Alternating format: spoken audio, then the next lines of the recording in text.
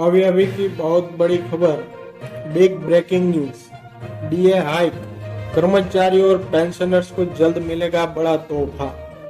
DA के साथ भत्तों में वृद्धि संभव। जी हाँ, इस वक्त की बहुत बड़ी खबर अपडेट निकल के सामने आई है। सभी केंद्रीय कर्मचारी, राजकीय कर्मचारी, पेंशन भोगी और भूतपूर्व जवानों का हार्दिक स्वागत है आपकी अपनी भरोसेमंद यूट्यूब चैनल में। इस वक्त की बहुत बड़ी खबर निकल के सामने आई है। केंद्रीय कर्मचारी और 6 लाख पेंशन धारकों की होगी बल्ले बल्ले। जानते हुए खबरों को विस्तार से। सबसे पहले वीडियो को लाइक कर दीजिए, क्योंकि आपका लाइक ही हमारी मेहनत का फल होता है। साथ ही चैनल पर पहली बार विजिट किया है तो नीचे ब्लैक कलर के बटन को दबाकर चैनल को सब्सक्राइब अवश्य करें, क्योंकि यही चैनल आपको सरकारी कर्मचारी के रिगार्डिंग हर खबर सही सटीक तथ्यों पर आधारित दिखाता है। ऐसे में ज्यादा समय न लेते हुए अब तक की जान लेते खबरों को विस्तार से। बड़ी खबर की बात करें तो इस वक्त 50,000 तक बढ़ेगी सैलरी। जाने वेतन वृद्धि पर क्या है अपडेट।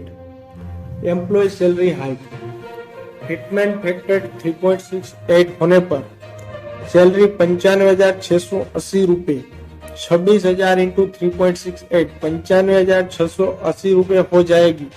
यानी सैलरी में 49,420 रुपये लाभ मिलेगा। 3 गुना फिटमेंट फैक्टर होने पर सैलरी 21,000 इंटू 3 63,000 रुपये होगी।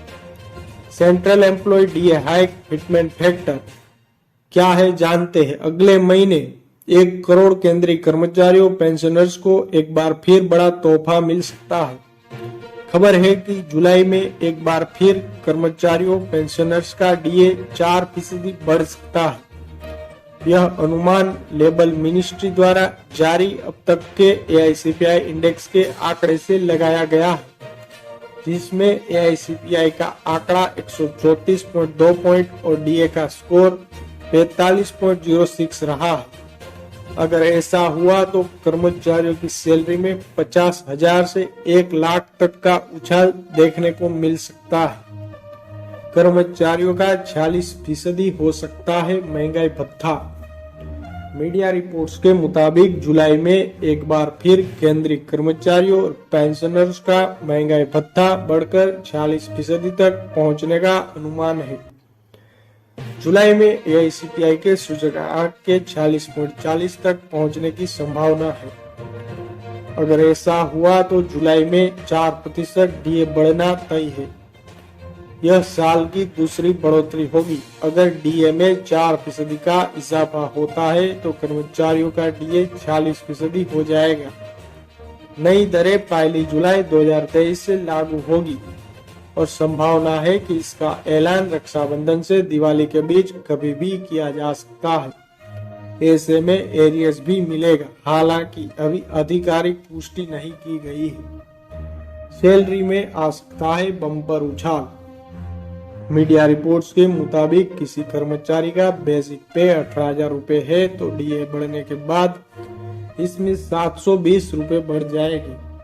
इस तरह सालाना उन्हें 8,640 रुपए अधिक सैलरी मिलेगी।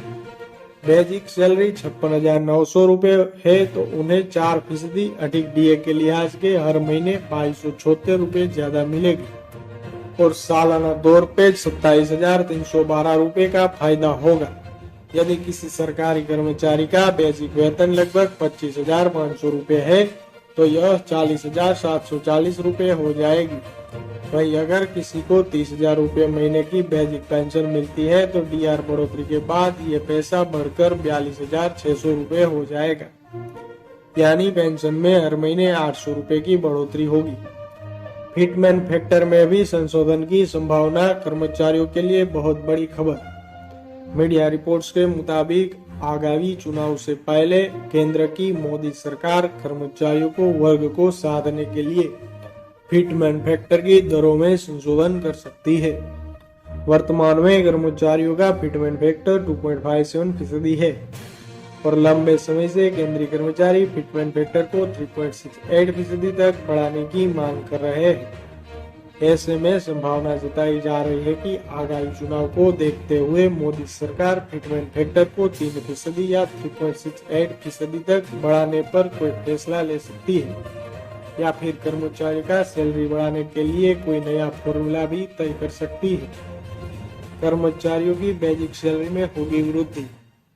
मीडिया रिपोर्ट्स की माने तो माना जा रहा है कि इससे बेसिक सैलरी 18,000 से बढ़कर सीधे 21,000 या 26,000 हो जाएगी। इसका लाभ 52 लाख से ज्यादा कर्मचारियों को मिलेगा। फिटमेन फैक्टर को 2026 से लागू किया जा सकता है। वहीं फिटमेन फैक्टर पर फैसला अब साल 2024 में नए वेतन आयोग के गठन के समय लिया जा सकता है। हालांकि आधिकारिक पुष्टि होना बाकी है। इससे पहले केंद्र सरकार ने 2016 में फिटमेन फैक्टर को बढ़ाया था और इस साल से स्वयं पे कमीशन को भी लागू किया गया था और कर्मचारियों की न्यूनतम सैलरी 6,000 रुपए से सीधे 18,000 रुपए हो गई थी। कितनी बढ़ेगी सैलरी?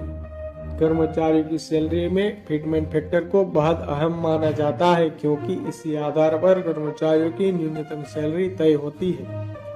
उदाहरण के तौर पर यदि किसी केंद्रीय कर्मचारी की बेसिक सैलरी 18,000 रुपए है तो भत्तों को छोड़कर उसकी सैलरी 18,000 × 2.57 × 40,260 रुपए का लाभ होगा।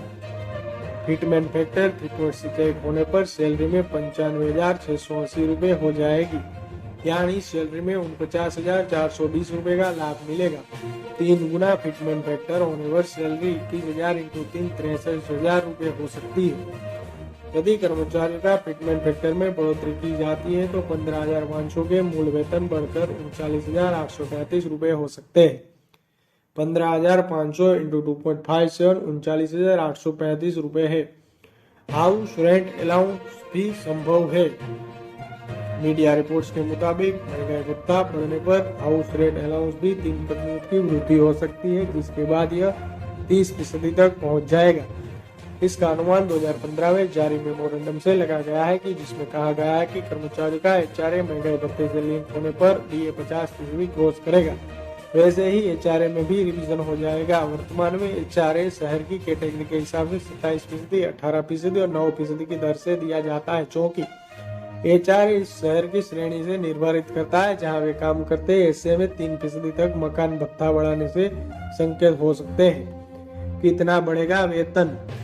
बता दें कि एचआरए 3 कैटेगरी में होता है। XYZ 50 लाख से ज्यादा आबादी वाले शहर एक्स कैटेगरी में आते हैं, जिनकी संख्या 5 लाख से अधिक है वो वाई श्रेणी में आते हैं। 5 लाख से कम आबादी वाले जेड कैटेगरी में आते हैं। तीनों कैटेगरी के लिए नियम मिनिमम एचआरए 5,400, 3,600 और 1,800 रुपए होगा।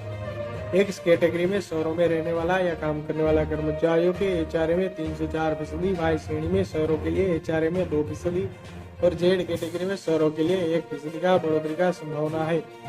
उदाहरण के तौर पर यदि किसी कर्मचारी की सैलरी 56,900 रुपया महीना है तो एचआरए 27% के हिसाब से 15,000 के आसपास होता है।